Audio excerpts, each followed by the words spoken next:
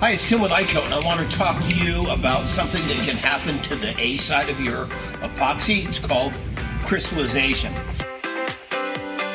And with this crazy winter that we've just had, it's more frequent than it normally is. What you're going to notice with crystallization is that at first it'll look a little milky, maybe has a little bit of dandruff flakes in it. Worst case scenario, you're going to start seeing stuff settling out on the bottom. It's just epoxy crystals. Much more prone to happen in a low viscosity resin like the Ultra or like the C4100 than it would be in, say, something that's much more viscous or thicker like the countertop epoxy. I'm going to teach you how to fix it. Pour whatever you're going to mix that day into a container and just warm it up in the microwave for 15 seconds at a time. You'll notice once it gets up to, say, somewhere between 100 and 120, they're going to just disappear like magic. You're going to let it cool back down to your 80, 82 temperature, and then you're going to mix your B into it and proceed with your project.